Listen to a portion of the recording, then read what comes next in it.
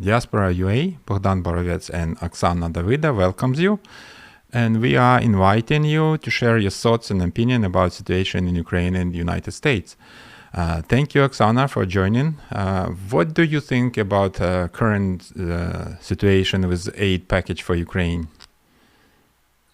Well, we have interesting opinion now when many Americans showing their concern, and they worry about why that number is so big, almost 40 billions. And they're complaining. I have personal experience talking to people, reading some posts and comments. They're complaining about why we have to give such a big money package to Ukraine.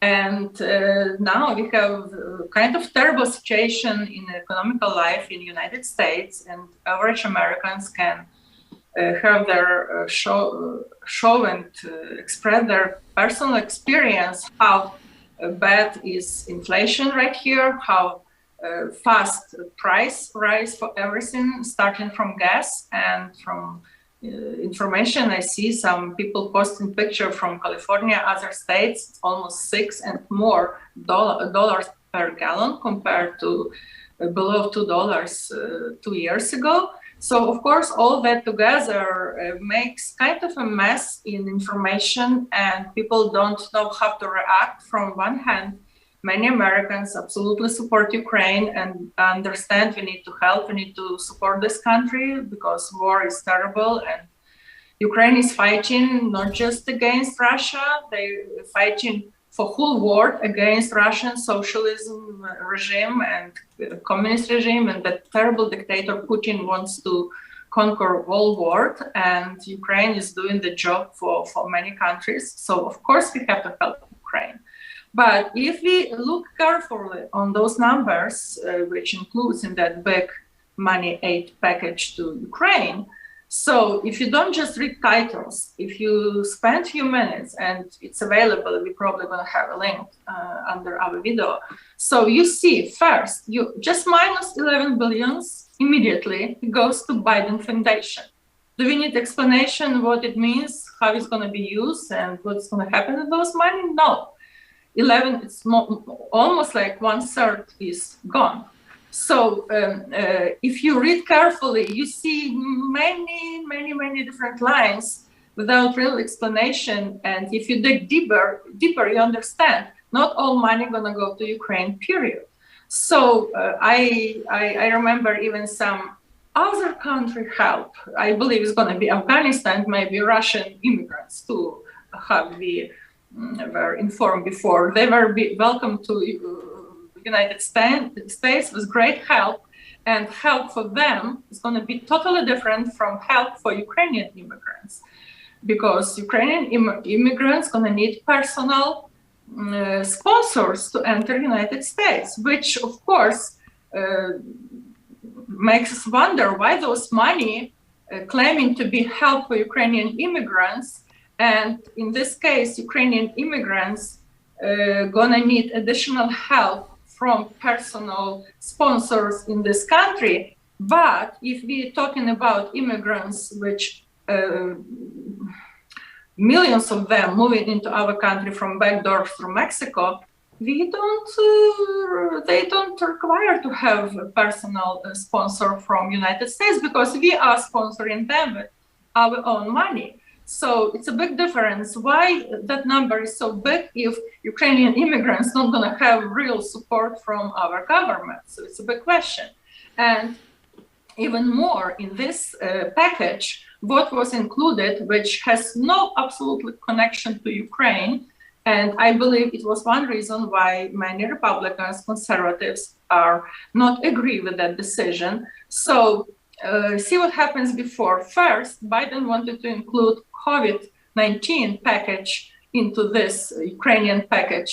It did not work good, but now they removed that COVID-19 big package, and instead what they brought to this aid health package.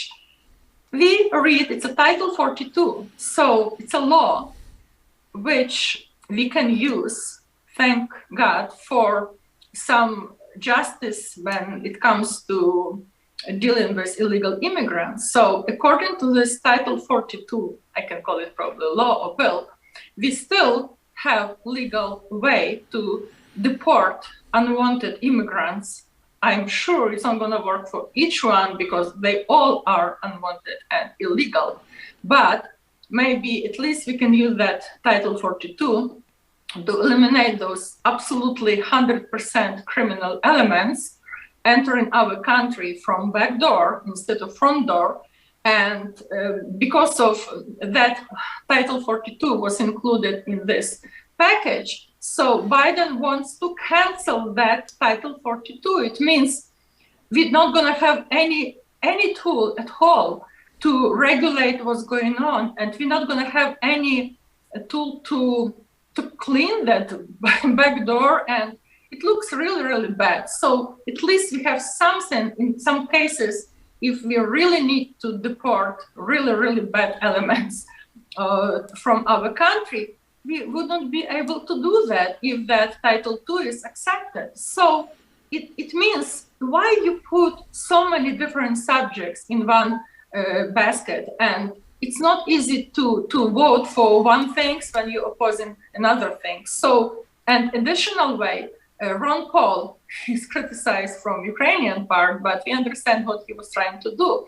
He was asking about additional control about how those money is going to be spent, because if we know how it works with our government right now. So we have many examples in the past. Money approved and they go somewhere. In some places we cannot find out what happened and why, and in that dirty water it's very easy to hide ants, right? So this is the same going on right now. So Ron Paul just asked about a few-day delay to have somebody who is going to be controlling that process. In a way it's supposed to be done because money is really big, and if you don't follow if our process right now not going to follow rule and law in the right way, just guess what's going to happen in the future. So we're going to have that precedent to with bad experience of spending money to some things in the wrong way. So it was a good thing, and yeah, I understand few days of delay, but actually that package was on the table of Mr. Biden, how we call him Joe Obama, you know why, from April 6th. So that delay was more than months, and now we have few more days of delay, so it's going to be okay. But again, dear Americans, please don't blame Ukraine for all problems we have in our life today, because what we read in the mass media and we talk to people and we see those lines, people reading titles, and they blame Ukraine for gas prices. Excuse me, look at your calendar. When your gas prices started to rise from $1.50 or 70 to $6 right now, first week when Biden took office. So please don't blame Ukraine. Now they have another subject on the surface. Oh, we're going to have food problem, food shortages, baby formula. Yes, possibly, but why are you blaming Ukraine for that? So maybe better to concentrate your attention to help Ukraine to open their ports, ask or what you're going to do to Putin to let him allow business as usual for Ukrainian agriculture system, and why we cannot sell our wheat like we were usually doing for all years before, because we have war in this country, because Putin is stealing our wheat. They are stealing even strawberries. You cannot believe this is how cheap they are. They are selling Ukrainian strawberries from Kherson area in Russia right now. It's like, come on, you cannot do that. But on a big scale, they actually causing that food shortages in whole war, including United States. So, but it's not connected to war directly. I mean, to Ukrainian part of this war. Ukraine is happy to communicate with every country in the world like it was in the past and do trade and sell our agricultural goods. But we cannot do it because we have war in Ukraine caused by Russia. So many of those problems now are presented to Americans like, oh, this is all Ukrainian fault, even including fault of Ukraine because Ukraine did not want to surrender and they causing that war because Ukraine decided to fight. Again, Americans, please think twice and open your eyes, and please don't blame Ukraine for everything you can experience around you every day right now. And yeah, it's very convenient to use Ukraine as an excuse. Even Biden recently said, oh, all prices are high because of Ukraine. What Jen Psaki was saying, oh, everything is bad because of Ukraine. It's so painful to hear that for us Ukrainians, because we can reach all real information from real sources. And we have first-hand information from Ukraine, I'm not even using, for example, mass media. I have enough communication with friends from many, many cities in Ukraine. I can watch real video. I can read real comments, real communication. I talk maybe 10 conversations per day to different people. So I really have first-hand information, like many of us in Ukrainian diaspora. So now we're talking to Ukrainian diaspora viewers we have. Please explain that to your American friends who don't read Ukrainian news, who don't listen, who really just making their opinion based on titles they can find in the mass media. And it's just the top of the iceberg, because real truth, once you spend a little bit more time, if you don't know, ask us. If you want to communicate with us, ask us questions. We're going to invite you and we're going to have a real dialogue. But please, don't blame Ukraine for quality of life we have here. It started long time ago. It started when our new administration, Biden administration, started to do totally different politics than before. And a few days after Biden stepped into office, what happened to our industry, to our economy, you know what happened. Everything started to go bad.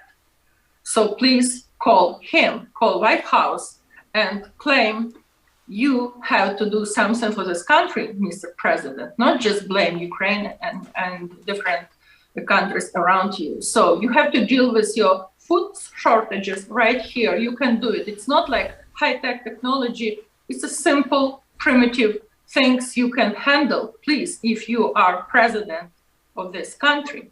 So this is my message, and I hope you can add something else.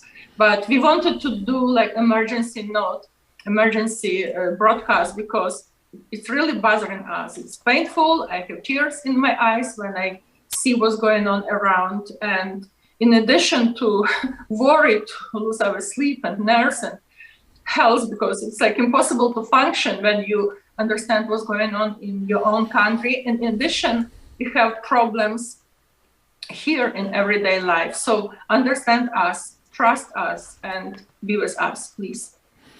Yes, unfortunately, we don't have any way to check how this help arrive into Ukraine, and we know some cases which were reported by the Congresswoman Victoria Spart, that she wasn't able to find and prove this aid is actually crossing the border even of Ukraine. She went to Poland, she went to Ukraine, and there is no way we can check it. So this money, without any mechanism of proof or following up, it can go in any other desirable direction who manage this help, so-called. And politicians use Ukrainian war just to kill political career of opponents. That's what I think going on right now.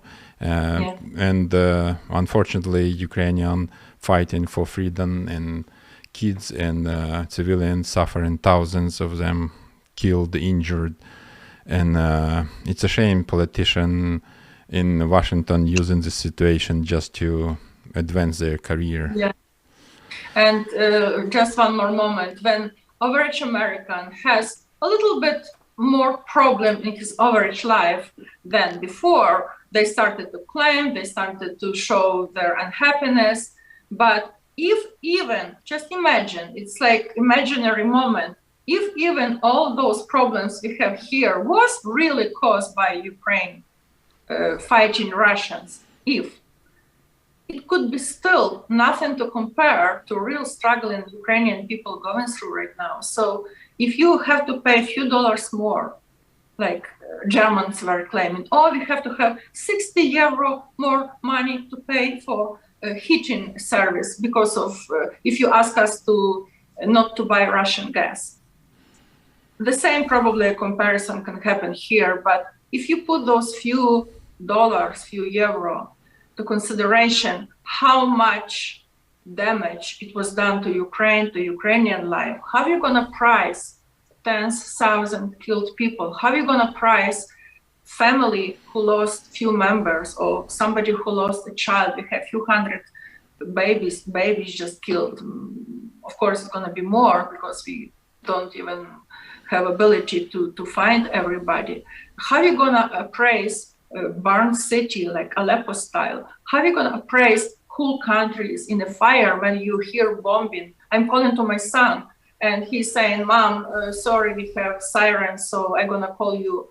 I will call you in half an hour. I'm like, oh my God, please. So it's nothing to compare those little bit difficulties in everyday life to those difficulties when people losing their life. And it's all caused by Russian terroristic state and their dictator Putin, who is losing his mind.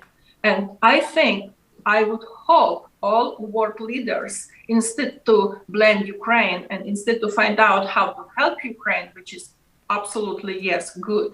But it could be nice if they could use their forces to eliminate that reason of that war, that virus, that cancer tumor, who is Putin. We call him Putler. He's worse than Hitler because he's doing things impossible to imagine in the middle of Europe in 21st century. So instead to look for a reason to blame Ukraine, please use your energy to call White House, which I'm doing like every few days, to call your senators, your Congress people, and ask to do something to stop that barbarian who is killing our country.